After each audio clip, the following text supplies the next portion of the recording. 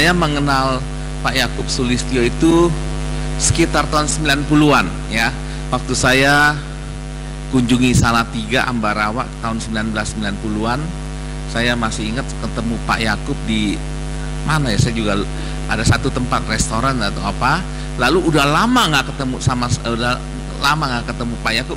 Terus waktu beberapa bulan yang lalu Pak Yakub pergi ke Los Angeles ya, untuk meresmikan GPF di Los Angeles, dan saya waktu itu langsung telepon salah satu yang dipercayakan di sana, Pak Tony Bastaman. Saya telepon dia, lalu diaturlah ketemuan saya 2-3 kali sama Pak Yakub dan Ibu, dan juga satu yang siapa ya, datang nggak hari ini ya. Lalu kita beberapa kali ketemu di sana. Jadi itu kira-kira perkenalan saya dengan Pak Yakub waktu tahun 90-an. Lalu setelah itu baru ketemu lagi beberapa bulan yang lalu. Dan bersyukur tim ini, jadi saya perkenalkan secara singkat. Tahun 2020 saya dan beberapa teman merencanakan ada satu kegerakan rohani di Amerika Serikat yang kami beri nama dengan Kasih Melanda USA. Tahun 2020 direncanakan bulan Mei, tapi waktu itu sudah dipersiapkan dengan baik.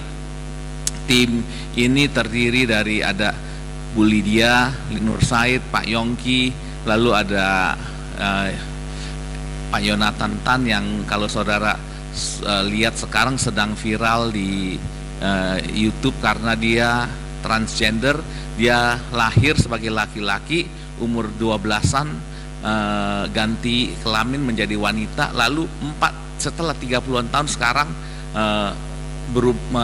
mau menyatakan jati diri yang sebenarnya menjadi laki-laki lagi, dan sekarang dalam proses persidangan. Jadi statusnya masih perempuan tapi dia lelaki, dan sekarang kalau nggak salah sidangnya kemarin atau 2 hari lalu ya. Jadi sidang yang terakhir akan diputuskan bahwa dia boleh menyandang predikat sebagai seorang laki-laki kembali ya. Udah dipersiapkan. Lalu ada pilot Rico Seta Melvella yang mengalami gempa Palu tahun 2018, udah dipersiapkan, tapi tiba-tiba COVID melanda dunia, pandemi, sehingga KKR Kasih Melanda US itu batal semua. Dari kita buat rencananya waktu itu kurang lebih di 8 kota ya, Los Angeles, Las Vegas, Denver, Houston, Washington DC, Atlanta, New York, New Jersey, batal. Nah, jadi tim ini batal karena COVID. Lalu tapi puji Tuhan 2021 kami mulai Kasih Melanda USA. Lalu 2022 kami mulai lagi. Dan saya pikir-pikir saya lagi mau ke Indonesia nih. Lalu Tuhan kasih ide ya, wah kenapa nggak coba di Indonesia dengan tim Kasih Melanda USA ini kita buat safari pelayanan di beberapa kota. Singkat cerita, akhirnya saya hubungi beberapa hamba Tuhan yang pernah ke Amerika. Saya hubungin, boleh nggak kita bikin? Lalu akhirnya terjadilah ya, kemarin kami sudah mulai di Purwokerto, hari ini di Ambarawa, besok di Ungaran dan Salatiga, lalu hari Minggu di Magelang dan Semarang. Jadi sedikit perkenalan dari itu. Jadi tujuan dari KKR Kasih Melanda USA waktu itu adalah kami merindukan ada kegerakan rohani di gereja-gereja Indonesia yang ada di Amerika Serikat ya. Karena tidak seperti di sini ya, di Amerika Serikat itu gereja-gereja Indonesia jumlahnya sedikit dan juga sering mengalami perpecahan. Nah, salah satu kerinduan waktu itu kami mau bakar semangat dari gereja-gereja Indonesia agar boleh terbakar dan boleh menjadi berkat buat orang-orang Indonesia yang belum percaya kepada Tuhan Yesus. Jadi itu tujuan utamanya. Jadi kira-kira begitu perkenalannya. Nanti saya serahkan kepada Pak Yongki ya.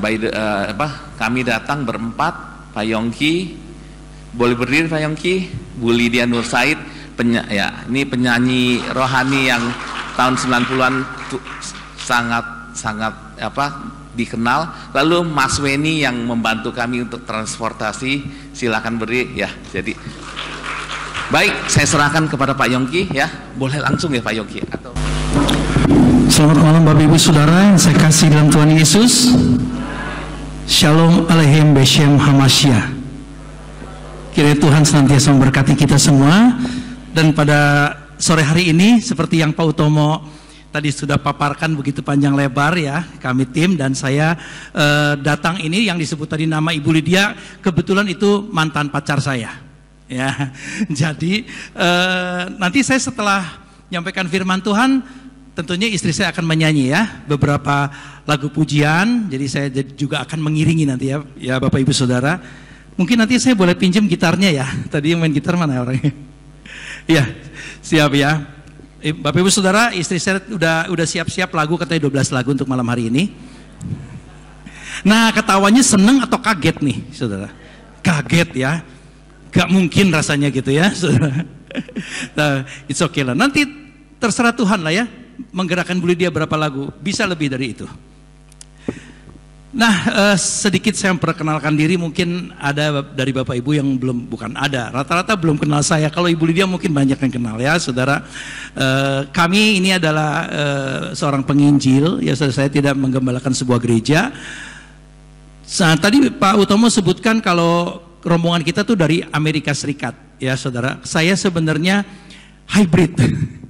Dibilang Amerika Serikat, memang saya kebetulan selain ada cucu dan anak, saya adalah seorang utusan Injil dari sebuah gereja Indonesia yang ada di Amerika ya. Jadi status saya kalau dari Indonesia itu secara institusi gereja sebagai penginjil misi, Saudara ya. Nah, istri saya juga begitu mendampingi saya. Latar belakang saya dulu adalah seorang pemusik, belakangan saya aktif di musik gereja ya. Musik ministry, Saudara mungkin ada yang kenal dulu nama Solidio ya, Solidio Musik Ministry. Nah, kami berdua dulu aktif. Saat ini saya telah dikaruniai anak dulu ya. Anak saya ada 3 perempuan, 3-tiganya Saudara. Dan kita udah dikaruniai 5 orang cucu ya, Saudara. Jadi, nah, saya memang utusan Injil, Saudara, tapi pada malam hari ini saya tidak akan berkhotbah tentang misi, tentang penginjilan ya. Kenapa? Karena saya tahu banyak sekali topik yang berbicara tentang misi atau penginjilan ya. Hari ini, malam hari ini saya ingin sharing kepada Bapak Ibu Saudara tentang pujian. Saudara juga mungkin berpikir, pujian udah sering sekali kita dengar. Baik khotbah, mungkin ada juga seminar-seminar tentang pujian. Tapi menurut saya ini ada sesuatu yang penting yang perlu kita gali mengenai pujian ini, Saudara. Kenapa? Karena ternyata pujian itu mau tidak mau, sadar tidak sadar adalah bagian terpenting. Bagian penting sekali dalam ibadah orang Kristen. Setuju nggak dengan saya? Bapak Ibu Saudara pernah lihat suatu ibadah tanpa nyanyian? Nggak pernah ya? Tapi saya pernah menghadiri satu ibadah, nggak ada khotbah, Saudara. Memang temanya pujian dan firman. Kenapa? Karena di dalam setiap pujian yang Saudara naikkan itu juga ada firman di dalamnya. Ya, Saudara sering mendengar istilah ada kuasa di atas puji-pujian umat Tuhan. Amin. Nah, Saudara, oleh karena itu, dengan itu kita jadi seringkali bertanya-tanya. Mungkin Saudara sama dengan saya, udah bertahun-tahun pertanyaan itu muncul terus dalam benak saya. Kenapa sih orang Kristen itu kok kerjaannya menyanyi dibandingkan orang-orang di luar sana? Betul nggak, Saudara? Ya, orang Kristen, Saudara, ini sebagai perkenalan aja nih, Saudara. Orang Kristen, kalau di agama lain oke lah, kepercayaan lain mereka juga ada juga menyanyi, ya. Tapi orang Kristen, Saudara, di rumah juga mereka senang sekali menyanyi orang Kristen. Di gereja udah jelas menyanyi, ya. Di acara-acara pesta apapun ucapan syukur nyanyi pasti ada, Saudara. Yang membingungkan orang luar itu ketika ada kedukaan, orang Kristen ngapain? Nyanyi juga. Nah, itulah, Saudara. Maka saya pikir penting ini diungkapkan karena beberapa pertanyaan ya. Pertanyaan yang pertama yang selalu ada di dalam benak saya, kenapa orang Kristen itu kerjaannya menyanyi? Dalam tanda petik kerjaannya, bukan kerjaan sih, Saudara. Nyanyi melulu gitu, Saudara ya. Itu pertanyaan pertama. Yang kedua, Saudara, yang menjadi pertanyaan saya, jadi kapan pertama kalinya? Jadi ceritanya, sejarahnya gimana sih? Orang Kristen tuh jadi sekarang suka nyanyi gitu ya dalam gereja dan menjadi bagian penting di dalam ibadah. Itu juga mungkin jadi pertanyaan Bapak Ibu Saudara gitu, bisa ya, itu menjadi pertanyaan saya. Terus yang lebih penting lagi, sikap kita sebenarnya ketika menyanyikan pujian bagi Tuhan, baik di gereja, di rumah, tempat persekutuan doa, di acara apapun, sebenarnya sikap kita harus seperti apa? Terutama dalam hal hati kita. Hati kita harus seperti apa ketika kita menyanyikan pujian? Tentu kalau secara fisik banyak cara orang menyanyikan pujiannya dengan ekspresi yang berbeda-beda tentunya. Tapi bagaimana hati kita? Nah, pertanyaan yang terakhir saudara, kenapa kok di dalam pujian orang Kristen itu ada kuasa? Karena memang Alkitab mengatakan seperti itu. Raja Daud pernah berkata di Mazmur bahwa Tuhan bertata di atas puji-pujian umat Israel. Mungkin pemimpin pujian juga seringkali menyampaikan hal ini ya. Kita menyanyikan pujian bagi Tuhan, menyanyikan bagi Tuhan pujian yang meninggikan Dia. Dan ujung-ujungnya sering dikatakan bahwa Tuhan bertata di atas pujian kita. Amin saudara? Memang betul, tapi pertanyaannya kok bisa begitu? Nah saudara, untuk itu saya akan mengajak Bapak Ibu Saudara untuk kita merenungkan hal ini ya saudara ya. Kita akan membuka sebuah firman Tuhan atau satu ayat dari firman Tuhan yang terambil dari 1 Tesalonika 3 ayat 18 ya. Saya minta tolong ditayangkan bisa ya. 1 Tesalonika 5 Tesalonika 5 ayat 18 saudara. Bisa ditayangkan ya. Nah saudara, kalau kita melihat ayat ini saudara, kita akan melihat bahwa orang Kristen itu memang yang Tuhan inginkan adalah senantiasa mengucap syukur. Amin. Apapun yang terjadi dalam kehidupan kita, orang Kristen itu harus mengucap syukur ya. Saya katakan harus. Ayat 18. Mengucap syukurlah dalam segala hal, karena inilah kehendak Elohim dalam Hamasya Yosua bagi kamu. Saudara, kalau kita melihat hal ini saudara, ayat ini saudara, apa yang dikehendaki Tuhan? Mengucap syukur dalam segala hal. Artinya yang saya katakan tadi, orang Kristen apapun yang terjadi dalam kehidupannya, kita harus senantiasa mengucap syukur ya. Nah sekarang ayat yang berikutnya saudara, ada satu ayat lagi di Kolose 3 ayat 16. Kolose 3 ayat 16 saudara, kita akan juga melihat di dalam Kolose 3 ayat 16 ini saudara, kita akan hubungkan dengan ayat yang tadi. Orang Kristen harus senantiasa bersyukur ya. Nah terus lewat firman Tuhan dalam Kolose 3 ayat 16 dikatakan, jadi saudara, Kolose 3 ayat 16 ini mengatakan bahwa intinya adalah, kita baca nih. Saya akan bacakan ayat 16. Saya akan baca dari mulai kata dan tuh, barisan ketiga saudara. Baris ketiga ada kata dan ya. Dan saling mengingatkan di antara kamu sendiri dengan mazmur, kidung puji-pujian dan nyanyian rohani, sambil bernyanyi dengan hatimu kepada Tuhan dalam anugerah. Saudara, kalau saudara menyanyikan lagu puji-pujian saudara, kita sebenarnya artinya di dalam hal ini, dalam ayat ini, artinya kita tuh mengucap syukur melalui puji-pujian. Jadi ayat yang tadi mengucap syukur dalam segala hal ya. Nah ketika kita menyanyikan pujian juga kita mengucap syukur saudara. Sehingga kalau kita gabungkan ayat kedua ini, artinya orang Kristen harus senantiasa bernyanyi. Betul nggak? Harus mengucap syukur dalam segala hal, apapun yang terjadi. Terus mengucap syukur dengan cara apa? Kalau lihat konteks ayat ini, mengucap syukur dengan cara menyanyikan puji-pujian, mazmur.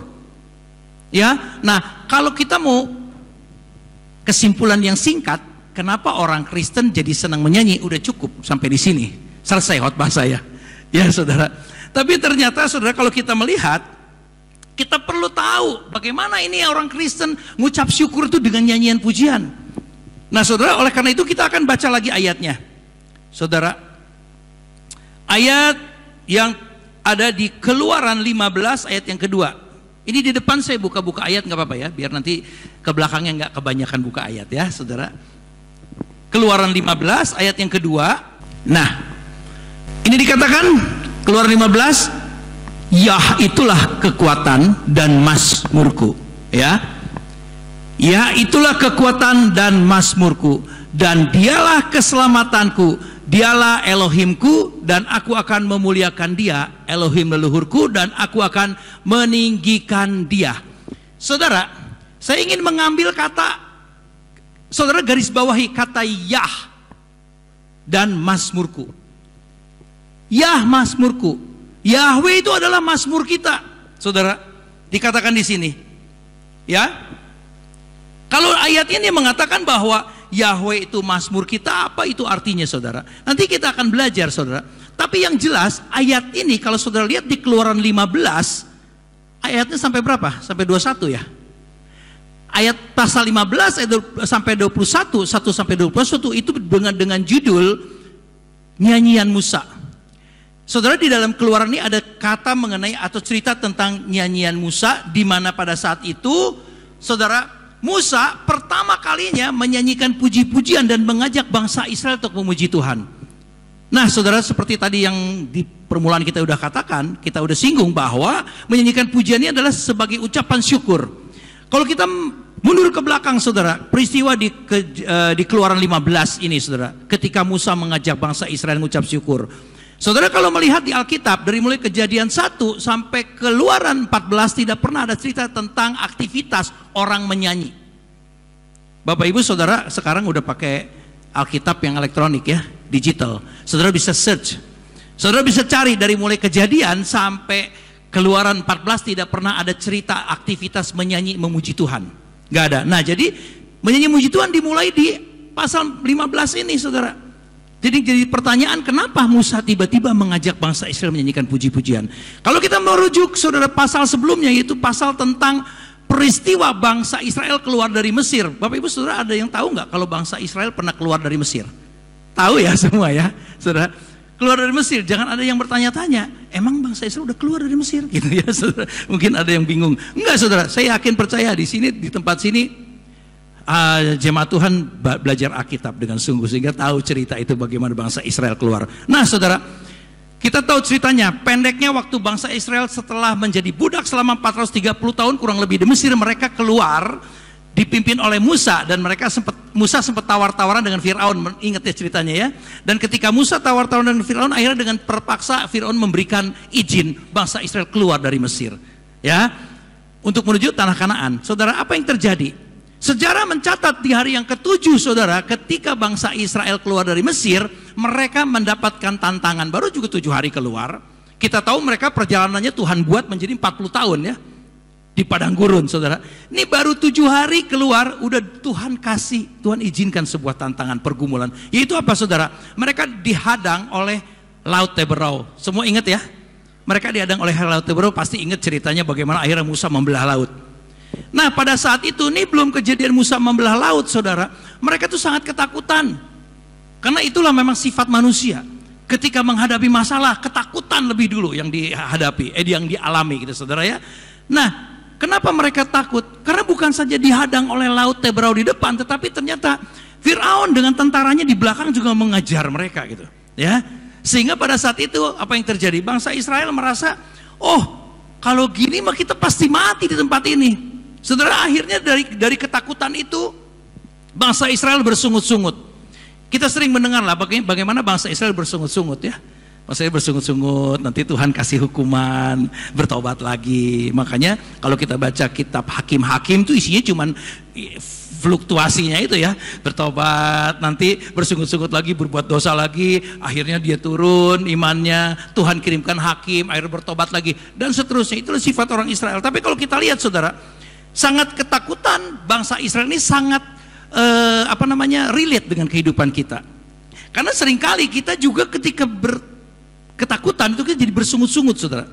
Atau dengan kata lain saudara, orang yang hidupnya sering bersungut-sungut saudara, itu adalah orang-orang yang sebenarnya penuh ketakutan.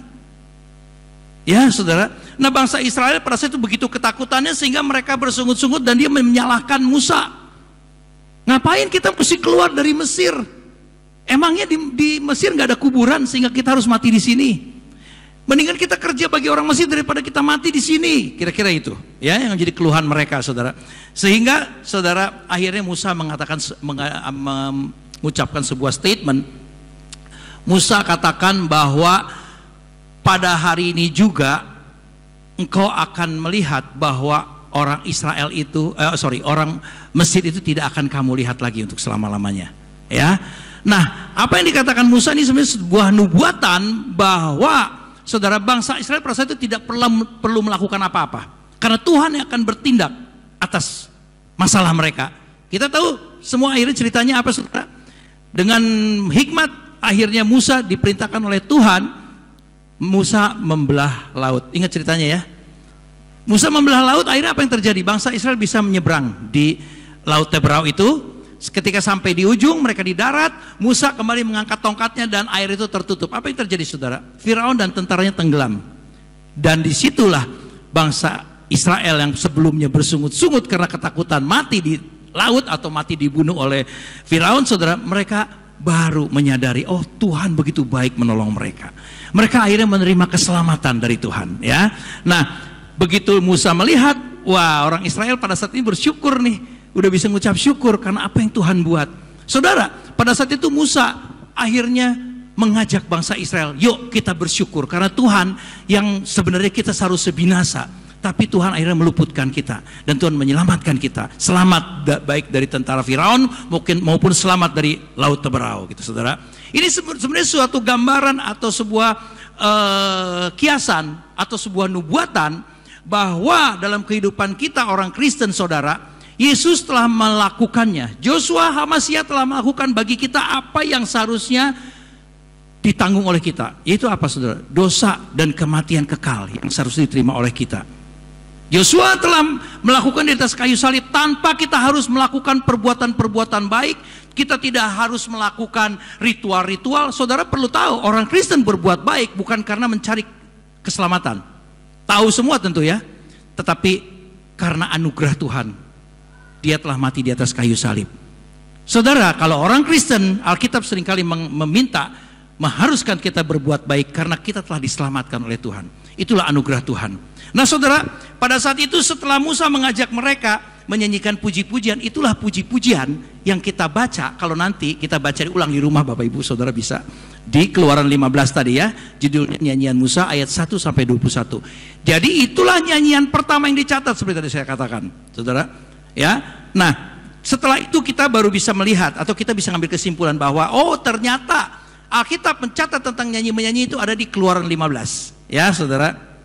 Nah, yang kedua saudara, hal yang pertama tadi bagaimana atau pertanyaannya memiliki tujuan untuk mengucap syukur ketika kita menyanyikan pujian. Nah sekarang yang hal penting lagi saudara, saya masuk ke poin kedua. Poin kedua itu adalah bagaimana sikap kita ketika kita menyanyikan pujian. Ya, nah kalau kita melihat saudara, firman Tuhan mengajarkan kalau kita mau menyanyikan pujian dengan benar sesuai yang Tuhan mau, itu tidak cukup dengan pintar menyanyi. Memainkan musik dengan baik, nggak boleh fales yang nyanyi musik, nggak boleh fales. Itu tentu jelas harus baik. Tapi ternyata saudara, Alkitab mengajarkan bukan cuma itu. Ketika kita mau menyampaikan puji-pujian kepada Tuhan, menyanyikan pujian kepada Tuhan, tidak cukup dengan itu. Tapi kita perlu sesuatu saudara. Apa sesuatu itu saudara? Yaitu kalau kita lihat di sini, tujuan kita harus benar. Sikap kita harus benar. Nah kita akan lihat, saya minta tolong kembali Keluaran 15 ayat yang kedua tadi. Keluaran 15 ayat yang kedua tadi ya, saya minta ditayangkan ya. Nah saudara, kata Yah, saya ingin minta garis bawahi. Yah itulah kekuatan dan mazmurku. Yang digaris bawahi kata Yah atau Yahweh dan mazmurku, atau Yahweh itulah mazmurku. Itu kira-kira yang kita ingin garis bawahi. Yahweh itulah kekuatanku. Saudara, kira-kira saudara bisa ngerti nggak sih kalau Musa pada saat itu mengajak bangsa Israel berkata, Yahweh itu kekuatanku. Kok kekuatanku, sorry, mazmurku. Sorry, Yahweh itu mazmurku. Kira-kira saudara mengerti nggak artinya? Musa mengajak bangsa Israel, Yahweh itu mazmurku. Kita kadang-kadang nggak mengerti ya ayat ini ya, betul nggak? Yahweh itu mazmurku. Oke lah, sekarang jangan pakai mazmur deh, kata nyanyian deh. Kan mazmur nyanyian sama ya. Sekarang kita bilang lagi, Yahweh itu nyanyianku. Kira-kira apa maksudnya? Nggak ngerti ya saudara ya. Tapi saya ingin ngajak sebuah ilustrasi atau gambaran supaya saudara bisa mengerti. Saudara, saya datang dengan istri saya yang saya kasihi, saya sayangi ya. Satu kali saya datang kepada istri saya atau pagi-pagi bangun tidur, saya berkata kepada istri saya misalnya, Yang gitu, saya tuh bilang sama istri saya Yang. Saudara jangan anggap saya manggil dia Peyang, saudara. Tapi saya memanggil dia dengan kata sayang sejak pacaran loh saudara. Sampai sekarang kita udah kawin 35 tahun, saya panggil Yang gitu ya. Satu kali saya panggil istri saya bilang sama istri saya, Yang, engkaulah mazmurku. Nah, kira-kira istri saya ngerti nggak? yang engkaulah mazmurku. Sama kan dengan ini, Yahweh itulah mazmurku. Tentu nggak ngerti ya saudara. Istri saya pasti bengong, apa sih maksudnya?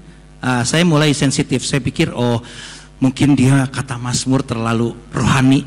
Saya langsung rubah, yang engkaulah nyanyianku, gitu. Kira-kira istri saya masih ngerti, udah ngerti belum saudara? Engkaulah nyanyianku. Kira-kira ngerti nggak istri saya? Enggak. Paling-paling dia bilang, coba kamu udah makan obat belum sih? Tiba-tiba bangun tidur bilang, engkaulah nyanyianku. Nggak ngerti saudara.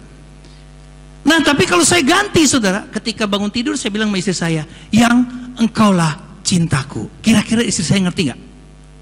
Saya minta kerjasamanya. Kira-kira ngerti nggak istri saya? Ngerti. Kenapa dia ngerti? Sama kok. Engkaulah nyanyianku, engkaulah cintaku, sama. Dua-duanya kata benda kok. Nah tapi begitu saya bilang cinta, kenapa bisa mengerti? Saudara pasti langsung berpikir, oh berarti saya berkata pada istri saya, engkaulah cintaku adalah cintanya saya ini hanya semata-mata ditujukan kepada istri saya. Setuju nggak? Bukan kepada istri tetangga, ya. Nah jadi begitu saya bilang engkaulah cintaku, istri langsung ngerti. Kalau begitu saudara, ketika saya bilang begitu dia langsung mengerti bahwa cinta saya semata-mata hanya ditujukan ke bagi dia. Sekarang kita balik lagi ke ayat ini. Yahweh itulah mazmurku. Jadi artinya apa saudara? Jadi ketika kita bermazmur, tujuan kita semata-mata hanya kepada Dia. Amin. Nah jadi itulah. Jadi ketika kita menyanyikan pujian, sikap kita yang benar adalah hanya ditujukan kepada Dia. Hati kita hanya kepada Dia, fokus kita hanya kepada Dia, tidak ada yang lain. Ya, saudara.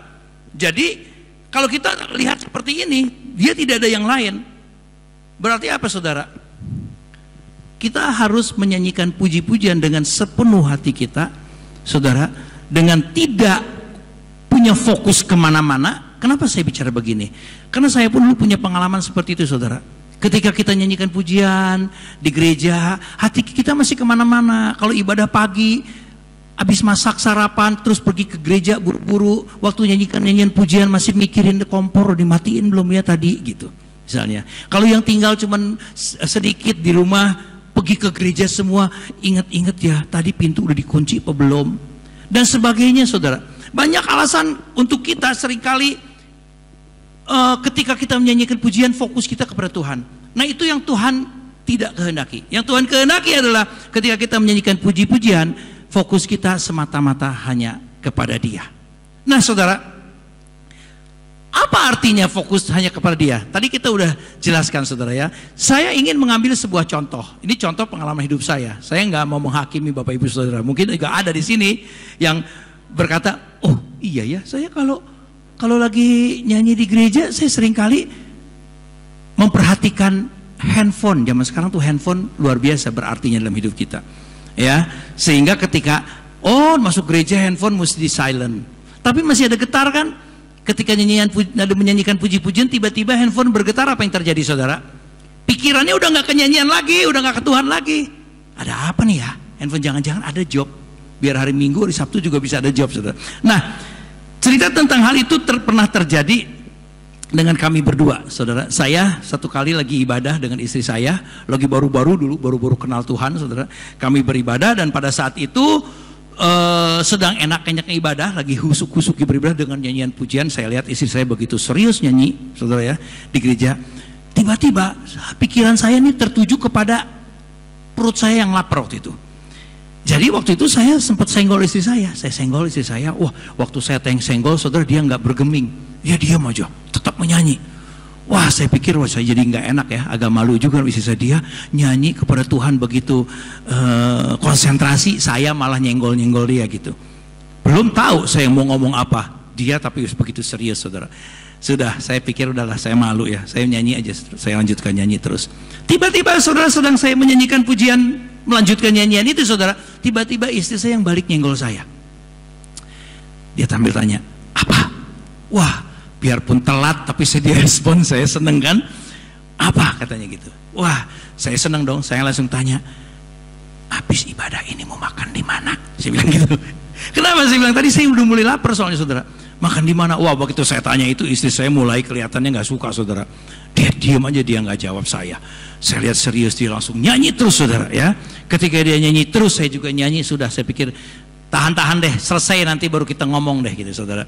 Sudah, nggak lama, saudara, istri saya senggol lagi saya mulai kaget. Jangan-jangan dia marah nih sama saya. Waktu dia nyenggol saya, dia bilang gini, gimana kalau di restoran Fajar? Nah, saudara, waktu itu saya mulai mikir, oh, gayung bersambut, ternyata istri saya juga lapar, saudara. Akhirnya apa? Saya jadi mikir lagi. Mulut sih nyanyi, saudara. Seringkali orang di gereja mulutnya nyanyi, nadanya ada, enggak fales, tapi hatinya enggak pada pujian itu. Pada saat itu, saudara, kami berdua tetap nyanyi. Tapi apa yang terjadi? Akhirnya saya bilang gini, jangan di situ dong. Kan 2 minggu lalu juga baru makan di situ, bosan. Saya bilang gitu. Istri saya nggak pakai nunggu, langsung jawab, ya udah terserah kamu aja. Jadi kita ngobrol, saudara, terserah kamu aja. Terus saya juga balas lagi, terserah kamu aja. Di mana maksudnya makan di mana? Saudara, sampai akhir kebaktian fokus kita tidak bisa kepada nyanyian pujian lagi. Kenapa? Karena saya dapat tugas dari istri saya nyari restoran untuk makan siang. Saya juga kasih tugas istri saya untuk dia yang cari restoran gitu loh, saudara. Jadi ujung-ujungnya apa? Itulah yang terjadi, saudara. Ketika kita menyanyikan pujian kepada Tuhan, sudah goodbye, nggak ada lagi fokus kepada Tuhan, ya. Jadi, saudara, yang pertama tadi, ketika kita menyanyikan pujian, kita mesti punya tujuan yang benar, yaitu tujuannya kita ngucap syukur, ya. Jadi artinya apa, saudara? Ketika kita punya tujuan mengucap syukur, dan kita akan mengerti bahwa ketika kita nyanyikan pujian di gereja itu tujuannya bukan untuk kesenangan diri, bukan untuk memuaskan emosi kita, karena banyak, saudara, jemaat, tapi bukan di sini ya. Kalau di Ambarawa ini saya rasa nggak ada, saudara. Tapi di Jakarta tuh banyak banget, saudara. Ketika mereka menyanyikan pujian, saudara, mereka merasakan bahwa ini pujian ini mesti cocok sama hati saya. Saya sering dengar begini, aduh, saya nggak mau di gereja situ, lagunya itu lagi, gitu. Pernah nggak dengar kalimat seperti itu? Nggak ada ya, di sini nggak ada kan saya bilang. Saudara, ada satu gereja di mana worship leader dengan singernya sampai berantem. Usut punya usut, masalahnya soal pemilihan lagu. Jadi ketika singer disodori lagu oleh worship leader, yang terjadi apa, saudara? Singernya bilang, aduh, jangan lagu itu lagi dong. Perasaan minggu lalu udah lagu itu. Gue bosen, gue udah gak suka lagu ini, gitu kan? Jangan lagu itu, jangan itu. Terus worship leader bilang gini, yang mimpin pujian tuh gua. Lu terima aja dia lagu apapun juga. Udah, ya udah, kalau gitu lu jangan pakai gua singernya kalau jadi worship leader. Akhirnya, saudara, berantem. Jadi apa yang terjadi pada saat itu? Ketika worship leader ini yang mimpin pujian, udah tahu semua orang satu ini yang di bagian worship pujian udah tahu jangan pakai singer si ini. Tapi apa yang terjadi, saudara? Di gereja kalau situasi udah seperti itu, udah pasti nggak sesuai dengan apa yang Tuhan mau. Itu yang pertama.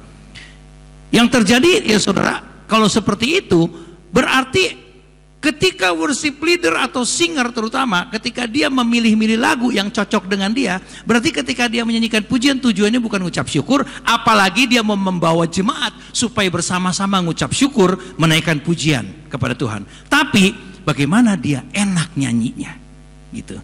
Memang di gereja itu, saudara, kita nyanyi enak ya, ada layarnya, kita bisa baca, gitu ya, saudara ya.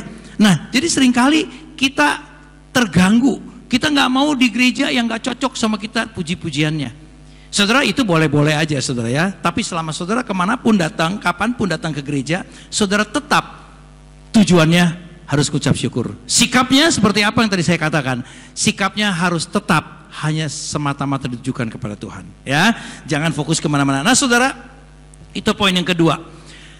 Dari poin ini kita sudah tahu dua pertanyaan tadi ya. Yang pertama, kapan dimulainya nyanyian pujian, ya, dan kapan Alkitab mencatat, ya. Tapi dengan apa yang telah kita renungkan, kita bahas tadi, saudara, kita jadi tahu bangsa Israel pada saat itu ketika mereka selesai menyanyikan puji-pujian bagi Tuhan setelah mereka diluputkan dari kematian di Laut Teberau, saudara, dinyanyikan oleh bangsa Israel dipimpin oleh Musa. Sejak saat itu, saudara, nyanyian pujian menjadi kebiasaan. Satu hal yang lumrah yang selalu dibawakan, dinyanyikan, dilakukan oleh bangsa Israel ketika mereka merayakan hari-hari raya dan ketika mereka sedang ibadah.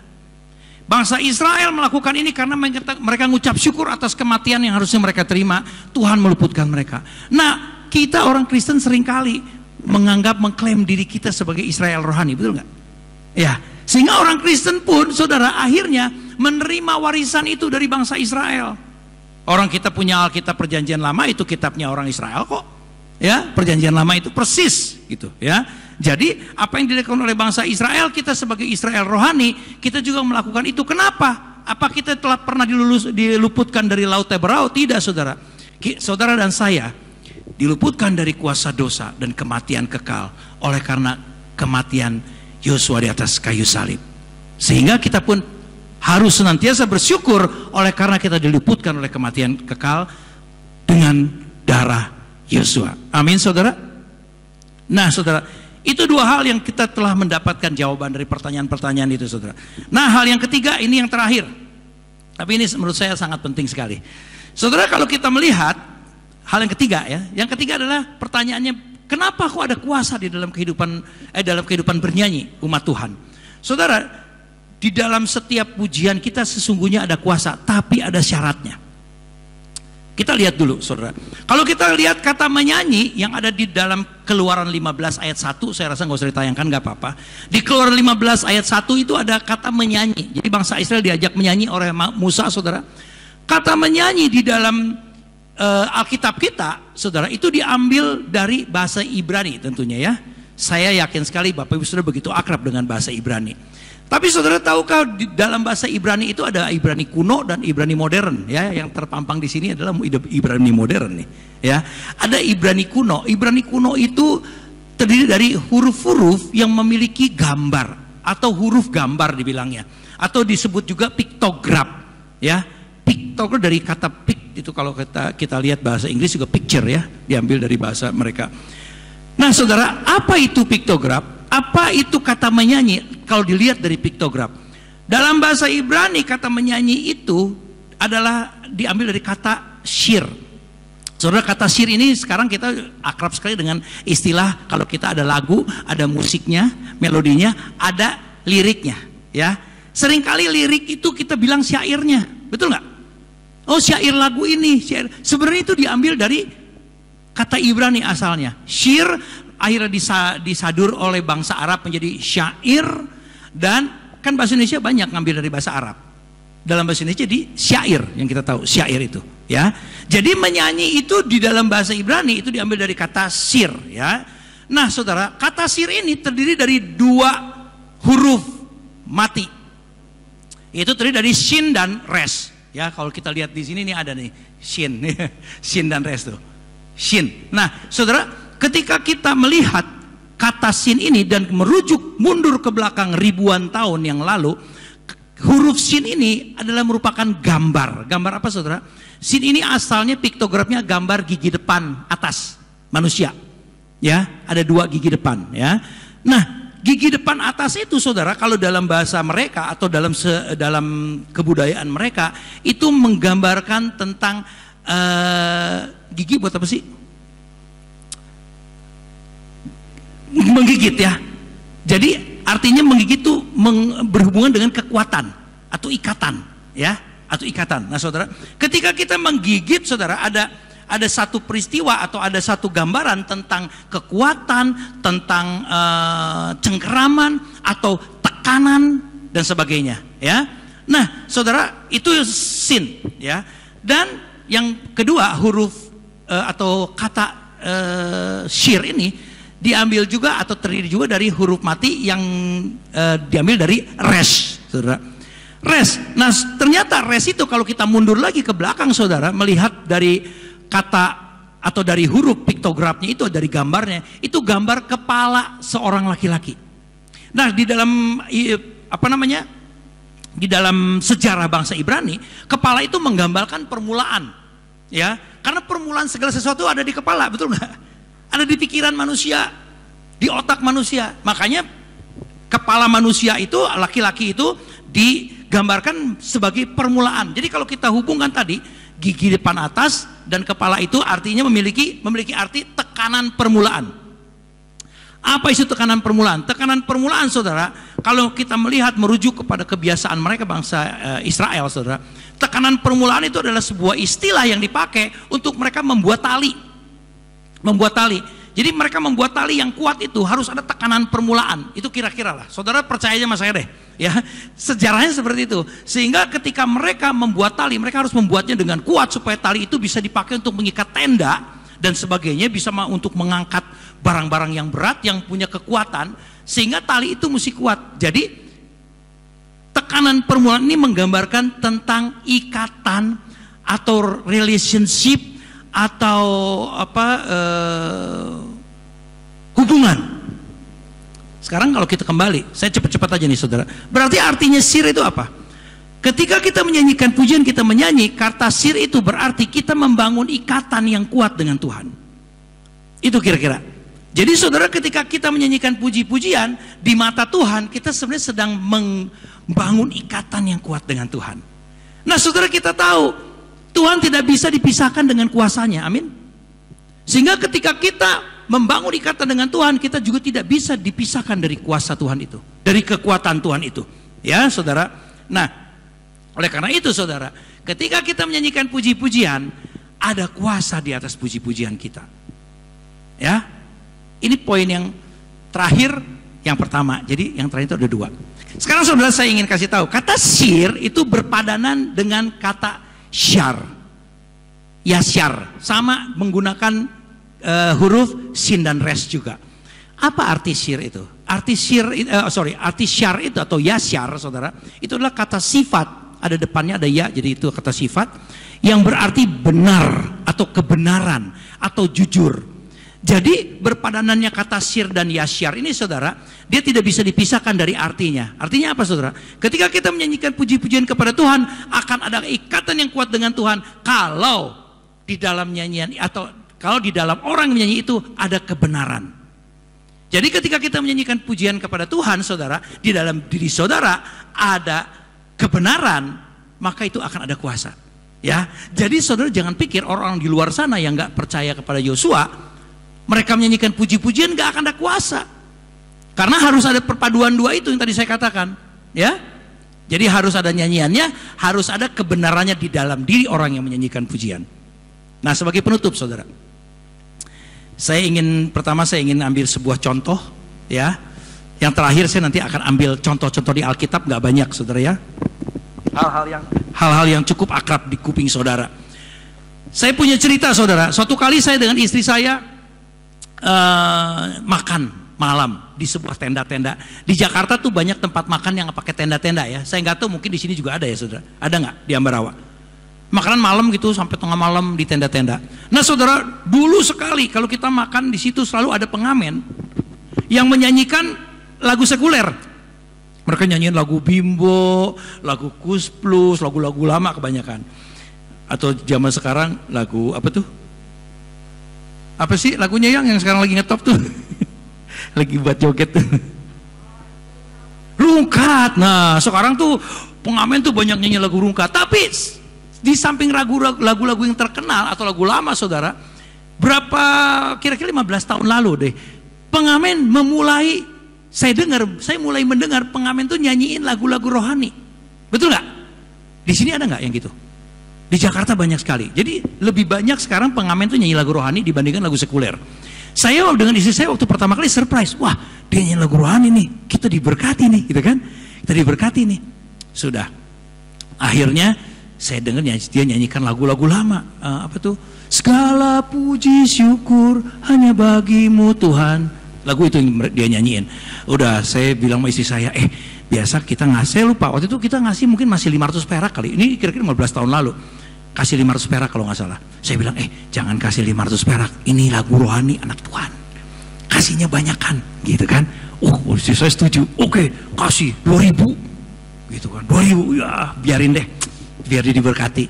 Saudara, akhirnya saya selesai makan, saya lewat sebelum menuju ke mobil, saya lihat ada pengamen lain lagi nyanyi di kios yang sebelahnya, tenda sebelahnya.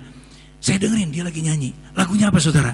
Segala puji syukur hanya bagimu Tuhan. Loh, gue bilang, kok bisa sama lagunya? Kebenaran deh. Udah, saya ambil mobil, saya keluar pakai mobil, di tenda yang ujung mau keluar situ ada juga pengamen juga saudara. Nyanyi lagi saudara pengamen itu. Lagunya apa? Segala puji. Bapak ibu saudara aja udah bisa nebak. Ternyata lagunya sama. Segala puji syukur hanya bagimu Tuhan. Wah saya udah mulai curiga. Kok bisa kompak ya? Pengamennya lain lagunya sama. Saya udah pikir, oh berarti ini ada yang ngajarin, ada yang ngelatih. Oke lah gak apa-apa ya. Saya pikir saya berdoa deh supaya ini menjadi berkat bagi orang-orang yang sedang makan. Waktu saya masih lugu saudara. Jadi saya pikir kita sedang makan nyanyi pujian, dia juga nyanyian lagu-lagu pujian. Wah Tuhan hadiratnya di rumah, di tempat makan itu. Kira-kira bener nggak? Enggak lah, jangan percaya. Masa Tuhan tiba-tiba datang di tenda-tenda makanan itu? Hadirat Tuhan? Enggak, tapi saya makin yakin bahwa hal itu tidak akan terjadi ketika satu kali saya membaca di sebuah tabloid Kristen saudara yang mengangkat mengenai isu ini, isu tentang pengamen ini. Wah saya semangat, wih ada tentang pengamen nih. Saya baca akhirnya di artikel itu beberapa orang-orang pengamen itu saudara diwawancara oleh wartawan. Saya lupa waktu itu majalah apa, Bahana apa lupa, itu udah lama sekali sih. Akhirnya saya baca saudara, mereka diwawancara. Pertanyaan wartawan kepada mereka, gimana perasaan adik-adik ketika menyanyikan lagu-lagu orang Kristen gitu. Ternyata mereka menjawab begini, Pak, kami bersyukur Pak, setelah kita menyanyikan lagu-lagu orang Kristen, income kita makin banyak Pak, gitu. Nah saudara, saya udah mulai ngerti, oh berarti mereka ini tujuannya udah jelas. Yang kedua pertanyaannya, jadi adik-adik ini Kristen apa bukan? Bukan, katanya. Mereka serentak berkata, bukan. Kok bisa tahu lagu-lagu Kristen? Kami diajarin, sama disebutin seseorang gitu kan, kami diajarin, kita diorganisir. Oh gitu, dalam saya tujuannya untuk supaya income lebih gede untuk si penyanyi. Tapi saya tetap mesti tulus. Saya masih pikir, oh berarti ini yang mengkoordinir nih pasti anak Tuhan, ya pasti ya. Dan saya pikir pasti dia juga punya misi supaya anak-anak ini jangan hanya menyanyi-menyanyi, tapi biar menyanyi buat Tuhan dan mereka bisa memuliakan Tuhan dan akhirnya bertobat gitu loh. Saya percaya gitu ya hal itu. Tapi saudara, yang terjadi apa? Ternyata mereka menyanyikan puji-pujian itu, ke satu pasti tujuannya bukan ngucap syukur gitu ya. Yang kedua, mereka menyanyikan pujian tidak dengan cara yang benar. Boro-boro pikirannya ke Tuhan, orang mikirin income-nya lebih gede gitu ya saudara. Nah itu contoh yang saya katakan tadi ya, yang saya alami. Sebagai penutup, saudara tahu apa yang terjadi ketika bangsa Israel sudah memasuki tanah Kanaan. Yosua diperintahkan untuk menggempur atau masuk ke menguasai Yeriko ya. Tentu yang pada saat itu yang harus dilakukan oleh apa namanya Yosua itu mengalahkan.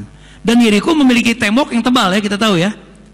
Nah, kita tahu lah ujung-ujungnya tembok Yeriko rubuh nggak saudara? Rubuh. Saudara tahu nggak dengan apa yang tembok Yeriko rubuh? Alkitab mengatakan, kalau saudara baca di Yosua pasal 6, saudara, kita bisa lihat di situ bahwa Yosua merobohkan tembok itu bukan dengan kekuatan apa-apa kecuali dengan kekuatan Tuhan. Lewat apa saudara? Lewat nyanyian. Tahu dari mana nyanyian? Karena Tuhan suruh mereka bawa sangkakala tanduk domba. Sangkakala tanduk domba kalau kita lihat terjemahan bahasa Inggris itu trompet. Itu alat musik. Berarti mereka nyanyikan puji-pujian pakai alat musik. Yang kedua, apa yang Tuhan suruh bawa? Tuhan suruh membawa tabut perjanjian. Ada dua unsur yang Tuhan selalu perintahkan kepada bangsa Israel untuk dilakukan, yaitu selalu ada nyanyian pujian. Yang kedua ada kehadiran Tuhan, karena tabut perjanjian pada zaman itu mewakili kehadiran Tuhan. Kehadiranlah, ada kehadiran tentu ada kekudusan, ada kebenaran ya. Tadi saya bilang ya, syaratnya harus ada nyanyian dan kekudusan. Akhirnya apa? Dengan nyanyian dan kekudusan yang diwakili oleh tabut perjanjian, tembok Yeriko yang begitu tebal roboh ya, ada kuasa Tuhan di situ. Itu satu contoh di dalam perjanjian lama. Dalam perjanjian baru saudara, kalau saudara baca di Kisah Rasul 16, di situ ceritakan bagaimana Paulus dan Silas dengan nyanyian tengah malam di ayat yang ke-25, mereka bisa mengadakan suatu kuasa Tuhan luar biasa, yaitu kuasa yang membuat terjadinya gempa bumi yang luar biasa sehingga belenggu mereka terlepas ya. Nah saudara, dengan nyanyian mereka terjadi kuasa Tuhan ya di situ. Kita tahulah belakangan akhirnya kepala penjara bertobat terima Yesus ya. Itu nggak usah dihotbahkan terlalu panjang. Tapi intinya adalah ketika kita menyanyikan puji-pujian bagi Tuhan, yang pertama saudara mesti ingat, tujuan kita adalah mengucap syukur kepada Tuhan. Yang kedua, sikap kita harus benar di hadapan Tuhan. Itu semata-mata hanya ditujukan kepada Dia. Sikap hati kita hanya kepada Yeshua HaMashiach. Nah saudara, ketika itu kita telah lakukan, kita telah ada kebenaran di dalam kita karena kita memiliki Roh Kudus, saudara, sehingga akan ada kuasa dalam kehidupan kita. Karena apa? Kita punya kebenaran. Saudara, kalau kita melihat seperti itu, sehingga kita perlu merefleksikan diri. Bagaimana sikap kita ketika kita menyanyikan pujian kepada Tuhan? Apa tujuan kita ketika menyanyikan pujian kepada Tuhan? Apa tujuannya untuk kesenangan hati kita? Apa tujuannya seperti pengamen itu supaya income kita tambah? Supaya Tuhan memberkati kita dengan materi? Bukan itu yang Tuhan mau, saudara. Karena kita sesungguhnya telah diselamatkan oleh kematian dan darah Tuhan Yeshua HaMashiach. Sehingga tidak ada alasan untuk kita tidak bersyukur senantiasa kepada Dia. Amin. Tuhan Yesus memberkati. Kita tunduk kepala. Bapa, kami bersyukur, terima kasih Tuhan karena berkat kasih setiamu yang begitu luar biasa bagi kami. Tuhan memberikan kami kesempatan kembali mendengarkan firman-Mu pada malam hari ini. Biarlah Tuhan firman-Mu telah selesai disampaikan oleh hamba-Mu, tapi kami percaya firman itu akan tertanam dalam hati kami masing-masing, sehingga kami boleh semakin hari semakin dibentuk, kami semakin berubah, bahkan kami semakin seperti Kristus ya Bapak. Terima kasih Bapak di surga. Biarlah apa yang kami dengar pada malam hari ini boleh menjadi bagian penting dalam kehidupan kami, untuk kami boleh semakin mengasihi Engkau, kami boleh menyanyikan puji-pujian yang benar kepadamu dengan tujuan yang benar. Tuhan, kami tidak mau memiliki motivasi yang salah di hadapan-Mu. Demikian juga Tuhan, tidak mau kami menyanyikan pujian semata-mata untuk menerima kuasa daripada-Mu ya Bapa. Namun Tuhan, kami tahu karena Engkau bertata di atas pujian kami tahu senantiasa ada kuasa dalam kehidupan kami. Terima kasih untuk berkat kasih setia Tuhan. Terima kasih untuk firman-Mu yang telah kami dengar. Di dalam nama Yesus hamba berdoa dan bersyukur. Mari kita yang percaya semua katakan amin. Tuhan Yesus memberkati. Saya langsung panggilkan istri saya. Selamat malam saudaraku terkasih, shalom. Iya, saya senang sekali kalau malam hari ini kita boleh berada di tengah-tengah saudara. Terutama kita sudah diberkati oleh firman Tuhan. Siapa yang merasa diberkati oleh firman Tuhan?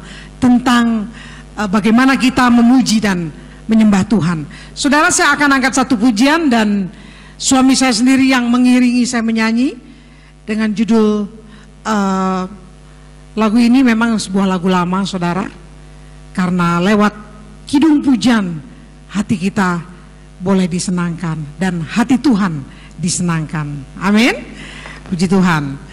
Sambil menunggu persiapan sebentar, saudara, saya mau sedikit aja saksikan. Siapa di antara saudara latar belakang non Kristen tadinya? Boleh angkat tangan? Ada di sini? Yang tadinya bukan Kristen, coba angkat tangan. Ada? Puji Tuhan, puji Tuhan. Ada lagi? Puji Tuhan ya. Nah, saudaraku terkasih, latar belakang saya juga tadinya non Kristen. Bapak Madura, Ibu Padang. Dua-duanya bukan Kristen. Ya. Dua-duanya dikenal dengan ciri khas makanannya sate.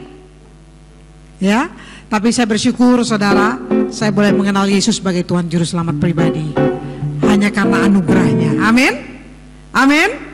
Beri kemuliaan dulu bagi Tuhan Yesus. Haleluya. Hidung yang merdu.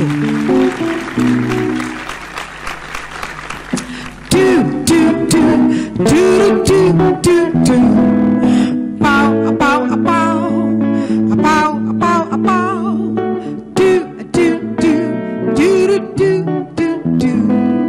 Pau, pau, pau, pau, pau. Shibidi-bidi-bidi. Hidung yang merdu di hatiku, Yesus membisikkannya. Jangan takut, ku bersamamu dalam kancah dunia. Yesus, nama Yesus indah dan merdu, memberikan hidung yang menghibur hatiku.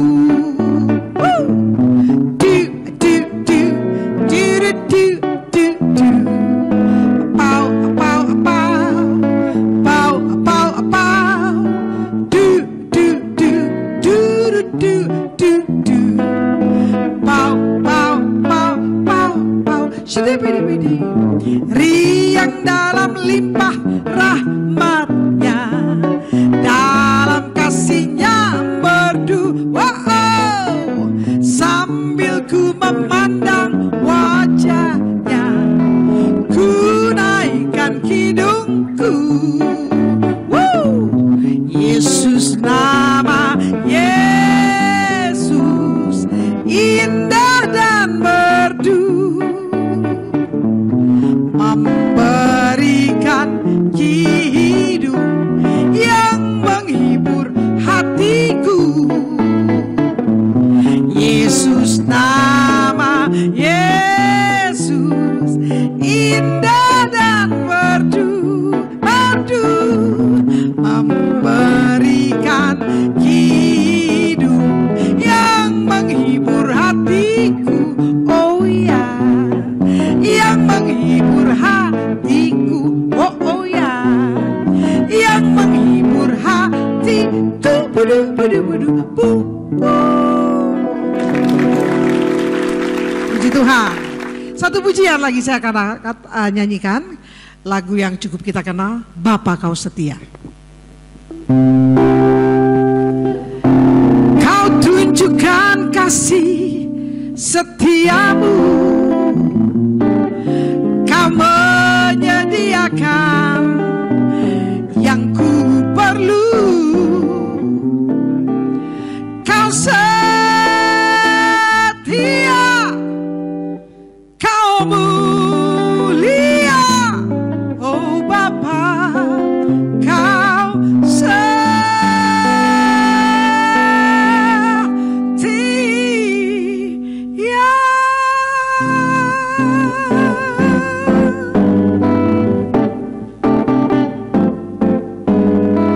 Bapa, Kau setia. Bapa, Kau mulia. Tenanglah jiwaku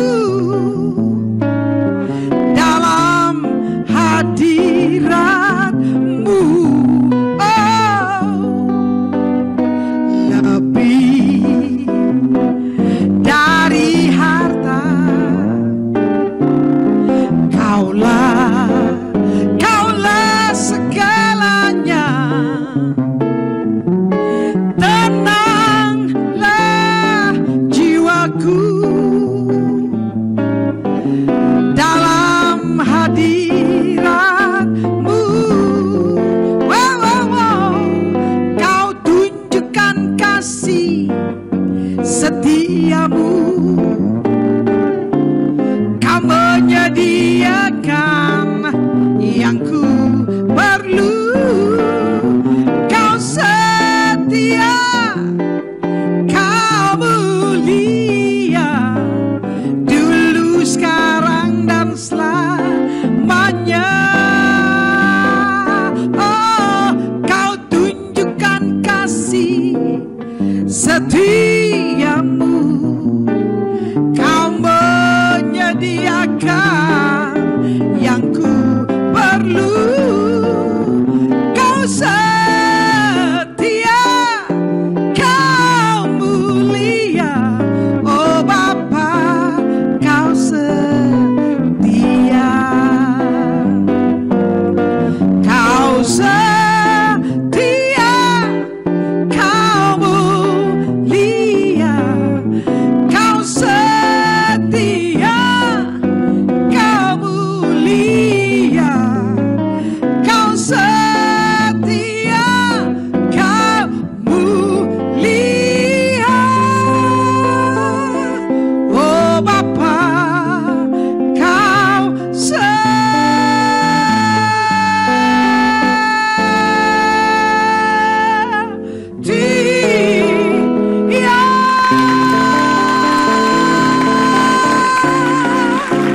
Amin. Ya, puji Tuhan. Saudaraku terkasih, tak kenal maka tak sayang. Saya mau tunjukkan dulu foto slide kesaksian saya. Boleh tolong multimedia secara singkat saja karena waktu sudah malam. Ya, lanjut saja. Lanjut. Next saja. Ya. Saudara, ini saya waktu kecil. Saya dari umur 6-7 tahun sudah naik panggung. Saya yang paling seksi. Ini dua abang saya. Dulu mungkin saudara kenal lagu Oh Gali, Oh Ratna, Cintamu Abadi, itu kita yang nyanyi, ya. Dari umur ya lebih besar dari sini ya. Next fotonya. Nah, umur segini kita bikin album Gali dan Ratna. Itu ciptaan Mas Guru Soekarno. Setelah itu filmnya dibuat, yang nyanyi Krisya dan abang saya, ya, Iromi. Nah saudara, kita grup band satu keluarga, ini satu perut, satu bapak satu ibu, ya. Bapak saya tentara, kita tinggal di asrama Kodam, dan anaknya 6 semua. Semua main band. Next. Setelah dewasa dari nama trio The Kids Brothers, The Kids menjadi The Big Kids.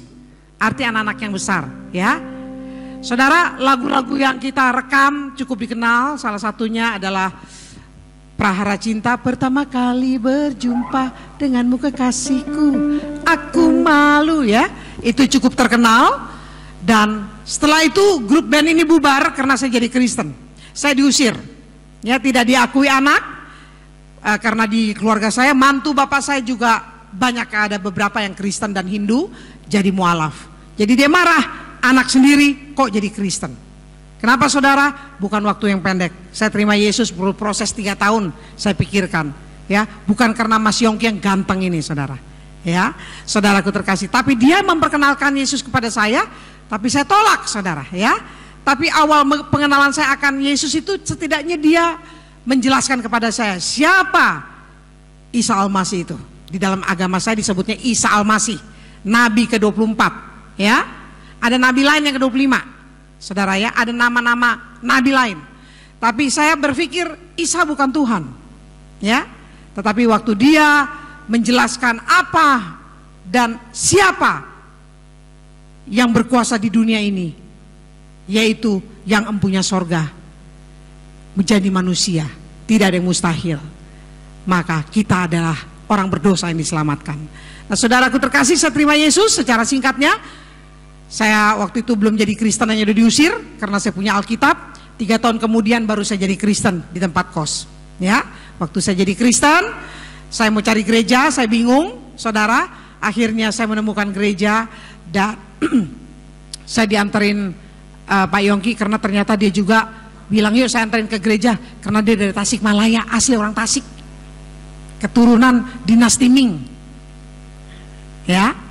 Jadi saudara, dia Chinese Tasik, dia cari gereja bareng saya. Ternyata di Jakarta juga dia nggak terdaftar di gereja mana-mana. Waktu saya bilang Pak Pendeta saya mau minta dibaptis, langsung dia bilang sekalian aja saya juga belum pernah dibaptis.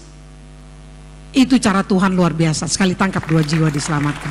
Ternyata beliau latar belakang Buddha Konghucu, saudara. Tapi luar biasa, bisa memperkenalkan juru selamat kepada saya. Itu luar biasa. Akhirnya saudara, saya dibaptis tidak sendiri, berdua dengan Pak Yongki. Next fotonya. Ini Lydia Imaniar, adik saya Imaniar. Next fotonya. Saya dengan Imaniar. Ini cover album sekuler. Next. Lanjut. Lalu saya menikah karena sudah seiman. Yang penting ada foto dan pakai baju pengantin walaupun gak pesta. Kenapa? Jadi buronan, ya saudara. Apa yang terjadi saudara? Begitu saya jadi Kristen malah menikah, dicari bapak saya, ya. Saya ngalamin aniaya. Bapak saya bilang kamu mati aku masuk penjara, yang penting gak punya anak Kristen. Tapi saya bisa berkata sekalipun mati tidak akan tinggalkan Isa Al-Masih sebagai Tuhan Juru Selamat saya. Karena mereka kenalnya namanya bukan Yesus, namanya Isa Al-Masih. Saudaraku terkasih, waktu hitungan ketiga bapak saya mau bacok saya, saudara, saya tetap berdoa, Tuhan kalau mati rumah saya di sorga, saya tidak akan sangka Engkau. Kalau hidup pertemukan dengan suami saya Yongki, baru kawin seminggu Tuhan udah mau dibacok. Dan akhirnya hitungan ketiga bapak saya malah jatuh, saudara, ya, ditomplok paman. Saya melarikan diri. Kami baru menikah seminggu. Bukannya bulan madu tapi jadi buronan. Diancam keluarga. Kaburlah kita ke Bandung dan Tasikmalaya, kampung halaman beliau. Doakan keluarga yang menyakiti kita. Karena Roma 12 ayat 14 berkata, berkatilah siapa yang menganiaya kamu, berkat jangan mengutuk. Ayat 21, balaslah kejahatan dengan kebaikan. Amin. Saudaraku terkasih, dengan doa bapak saya bertobat terima Yesus. Boleh tolong fotonya? Next. Ini ayah saya. Ayah saya terima Yesus sebagai Tuhan Juru Selamat. Tidak ada yang mustahil bagi dia. Amin. Next. Next. Lanjut. Muhammad Said Bawasir, rank Madura asli, saudara. Ya, masih ada darah Arab. Ayah saya dibaptis umur 73. Tidak ada waktu yang terlambat. Amin. Next. Ini ketiga anak saya. Next. Saya dan anak-anak. Next. Abang saya injili tapi nggak mau terima Yesus, tapi anaknya terima Yesus. Anaknya duluan dibaptis. Next. Lanjut. Ibu saya Bu Haji 3 kali. Ya, sudah ke tanah suci 3 kali. Ini adik saya Imaniar, sudah pakai hijab. Apa yang kami lakukan? Berdoa dan jadi berkat. Hidup jadi berkat. Hidup sepadan dengan Kristus. Next. Ini ada gereja Minang di Jakarta, ibu saya orang Padang. Jadi saya perkenalkan gereja ini. Sebelumnya kami sudah beritakan Injil. Next. Akhirnya Bu Haji masuk gereja. Lihat fotonya. Beri kemuliaan bagi Tuhan. Next. Ibu saya yang baju putih, ini mau dibaptis, ya. Next. Ibu saya dibaptis umur 73. Tidak ada waktu yang terlambat. Bapak saya umur 73. 20 tahun lebih kemudian ibu saya, ya, dibaptis. Next. Ini abang saya yang tadi menolak Yesus, akhirnya dibaptis. Istrinya Manado Kristen, jadi mualaf karena kawin sama dia. Akhirnya istrinya yang bingung. Lah saya kok Kristen malah tinggalin Yesus, kawin sama dia. Sekarang dia jadi Kristen, nggak bingung saudara? Ya, kenapa? Karena kekuatan Injil. Amin. Next. Ini istrinya balik lagi ke Kristen. Beri kemuliaan bagi Tuhan. Ya, puji Tuhan. Next. Lanjut. Ini pelayanan saya. Dan kenapa saya tidak punya gereja dengan Pak Yongki? Komitmen kita adalah beritakan Injil. Selagi Tuhan pakai sebagai penginjil, kita pergi. Bukan menginjil cuman di ibu kota Jakarta, cari gereja yang ada AC, cari gereja kalangan jet set, tapi pergi beritakan Injil. Nah kebetulan saya diminta beberapa gereja yang jemaatnya banyak kawin sama beda agama. Nah ini orang Dayak kawinnya sama Madura. Ya, mereka tinggalkan Yesus. Tapi kalau KKR dengar artis datang, pada datang. Saya kalau pelayanan gini nyanyi dangdut saudara, bukan lagu jazz. Kayak tadi nggak kepake. Karena ke kampung-kampung, desa-desa, kayak kemarin saya baru pulang juga dari Singkawang, ya, dari daerah-daerah pedalaman Dayak, gereja Dayak, nyanyi lagu dangdut. Suka-sukamu Tuhan lah, Yesus kekasih jiwaku, macam-macam ya lagu dangdut rohani. Next. Nah ini mereka lihat, mereka ini suami-suami mereka sebagian tidak seiman. Next. Mereka sebagian sudah jadi mualaf. Tinggal di mana aja? Next. Ini rumah-rumah jemaat. Ya, kadang saya nyetir sendiri, sewa taksi sendiri. Next. Ya, ini daerah dalam perkampungan yang ada gereja Dayak. Next. Lanjut. Ini saya di Papua. Lanjut. Ini saya di Toraja. Ini di kamar Pak Pendeta. Waktu saya tidur, saya tanya, Pak maaf ya, Bapak tidur sebelah mana? Oh saya di rumah lain. Ibu cuma sendiri di sini di rumah ini. Yang ngorok siapa ya Pak? Oh nggak ada Bu, nggak ada orang lain. Saya mau tanya, keras banget ngorok. Aduh Bu lupa bilang kenapa? Di bawah ibu tidur tuh kandang babi saya. Jadi yang ngorok babi saya. Nah itu sering, ya saudara. Sering. Ini kamarnya Bapak Pendeta. Next. Ya, saya mau mandi, di mana kamar mandi? Pak Pendeta bilang di belakang. Gak ada. Lurus Bu, ada sungai Kapuas, nah jongkok. Mandinya di mana? Di sungai.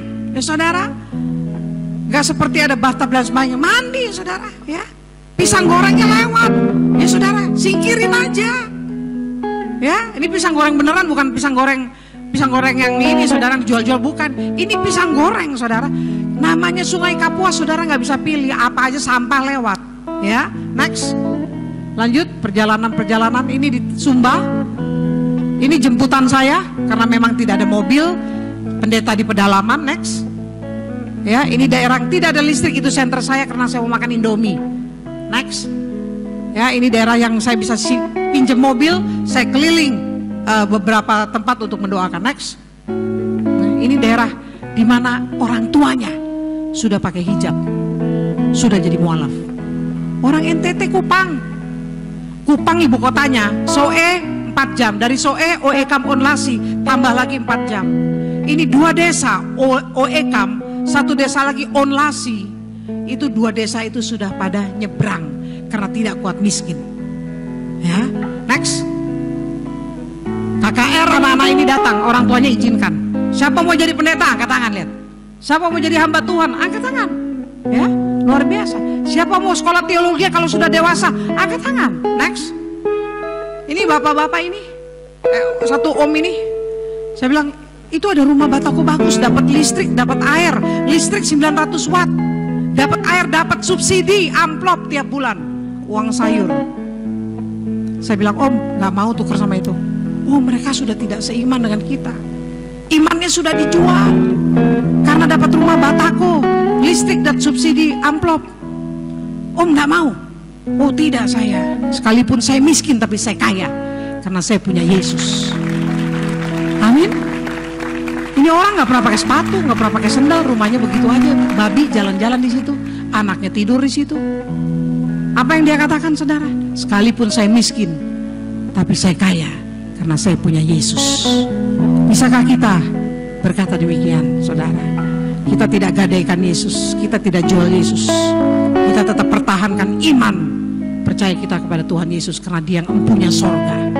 Tidak ada nama lain. Kisah Para Rasul 4:12 berkata, dan keselamatan tidak ada di dalam siapapun juga selain di dalam Dia. Sebab di bawah kolong langit ini tidak ada nama lain yang diberikan kepada manusia, olehnya kita dapat diselamatkan. Amin. Minta nadanya.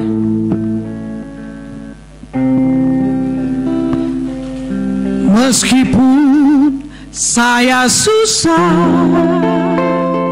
menderita dalam dunia, saya mau ikut Yesus sampai selama-lamanya. Siapa mau ikut Yesus sampai selamanya? Coba angkat tangan tinggi-tinggi. Saya mau ikut Yesus. Saya mau ikut Yesus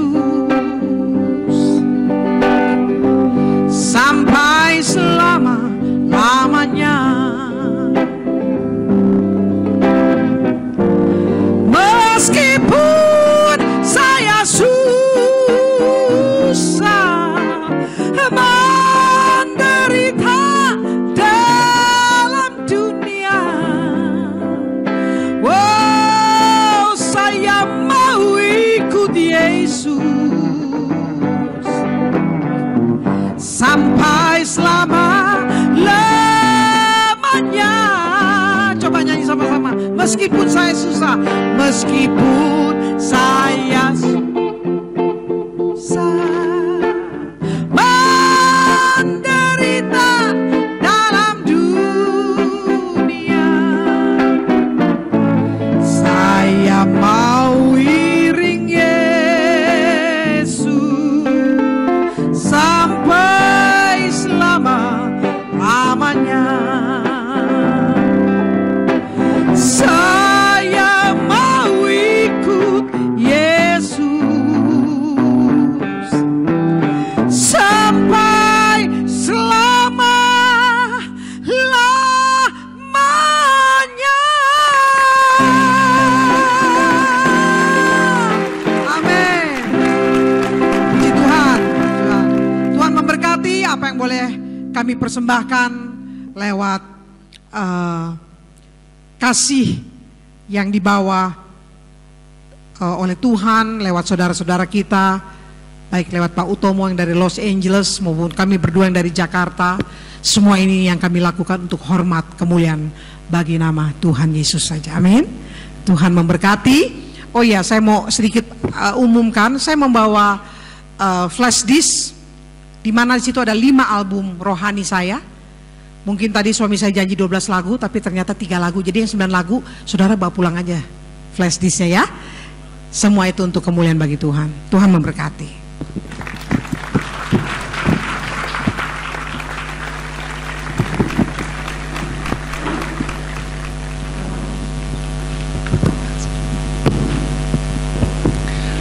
Haleluya. Terima kasih untuk Pak Yonggi dan Ibu Lydia Nur Said yang sudah memberitakan kebenaran firman Tuhan bagi kita dan bersaksi dan menguatkan kita supaya kita tetap ada di dalam iman kita, karena iman kita sudah betul, Bapak Ibu Saudara. Amin. Baik, Bapak Ibu Saudara, Bapak Gembala pada hari ini sedang melayani pemakaman Bapak Pendeta Filipus Arosokihia di Medan, sekaligus untuk pelantikan istrinya untuk menggantikan beliau. Jadi beliau saat ini tidak bisa bersama-sama dengan kita dan besok baru pulang. Berangkat itu hari apa emang? Hari Rebu kemarin langsung ke sana untuk ngurusin pemakaman dan sebagainya. Baik, Bapak Ibu Saudara, kita akan akhiri ibadah sabat kita pada malam hari ini. Kita bangkit berdiri, kita berdoa. Bapak Yahweh, kami mengucap syukur buat kasih-Mu bagi setiap kami. Engkau mengingatkan kami untuk kami boleh dalam memuji nama-Mu, kami boleh betul-betul bersyukur, mempunyai sikap hati yang benar di hadapan-Mu Tuhan. Dan melalui kesaksian hamba-Mu Bu Lydia Nur Said, untuk kami boleh tetap kuat di dalam iman percaya kami kepadamu. Bahkan kami boleh semakin menyala-nyala di dalam Engkau untuk memberitakan kebenaran nama-Mu yang benar, yaitu nama Bapa Yahweh di dalam nama Yeshua HaMashiach dan Roh HaKodes, sehingga semua orang boleh mendengar bahwa Yahweh adalah Tuhan Sang Pencipta langit dan bumi. Dan bahkan seluruh Indonesia, orang-orang yang mengenal, yang sudah mendapatkan keselamatan dari-Mu Tuhan Yesus, mereka boleh menerima kebenaran nama-Mu. Terima kasih Bapak Yahweh, terima kasih, dan kami memberkati untuk hamba-hamba-Mu yang sudah Engkau kirimkan pada malam hari ini untuk berbagi kepada kami. Engkau memberkati Pak Utomo, berkati Pak Yonggi, berkati Bu Lydia, dan berkati Pak siapa namanya? Pak Weni. Engkau memberkati hamba-hamba-Mu ini yang sudah sampai ke sini, Tuhan, yang memberkati dalam setiap kehidupan mereka sehari-hari. Engkau berikan pengenalan akan Engkau lebih lagi dan semakin dahsyat lagi ya Bapa. Engkau pakai pelayanan mereka lebih hari lebih heran ya Bapa. Engkau juga memberkati setiap anak-anak-Mu yang sudah terlibat dalam pelayanan pada petang hari ini, Tuhan, yang memberkati, Tuhan yang memberikan urapan-Mu lebih dahsyat lagi ya Bapa. Tuhan yang memberikan tuntunan dalam setiap langkah-langkah kehidupan anak-anak-Mu ini. Dan untuk setiap kami yang sudah hadir pada malam hari ini, Tuhan yang memberkati langkah-langkah kehidupan kami, supaya kami tetap ada di dalam jalan-jalan-Mu Bapa Yahweh. Terima kasih Bapa, dan bila sebentar kami akan pulang, kami mohon penyertaan para malaikat-Mu untuk menjaga, melindungi sepanjang perjalanan, supaya kami boleh sampai di rumah kami masing-masing dengan selamat. Dan kumpulkan kami pada pertemuan-pertemuan yang akan datang untuk kami boleh kembali bersekutu, memuji, memuliakan nama-Mu bersama-sama dengan saudara-saudara seiman kami. Dan biarlah Tuhan kumpulkan kami pada pertemuan-pertemuan yang akan datang dengan kondisi iman yang jauh lebih baik dari hari ini. Terima kasih Bapak Yahweh. Mari kita angkat kedua belah tangan kita menerima berkat dari Bapak Yahweh. Yevareka Yahweh Yesembereka, Bapak Yahweh memberkati engkau dan memelihara engkau. Ya Yahweh panoelecha wikunika, Bapak Yahweh membuat wajahnya bersinar atasmu dan bermurah hati kepadamu.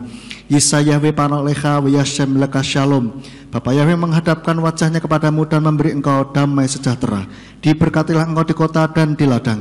Diberkatilah buah kandunganmu, hasil bumimu dan hasil ternakmu, yakni anak-anak lembu dan anak-anak kambing dombamu. Diberkatilah bakulmu dan tempat adonanmu. Diberkatilah engkau pada waktu masuk dan pada waktu keluar. Sekarang pulanglah dan terimalah berkat, kasih dari Bapa Yahweh, kasih karunia dari Yeshua HaMashiach Sang Pembeli Jiwa, dan Ruach HaKodes menyertai engkau sampai Maranatha. Yeshua HaMashiach datang kembali untuk yang kedua kalinya dan mengangkat kita semuanya. Haleluya, Amin. Sahabat Shalom, selamat pulang. Bapak Yahweh memberkati.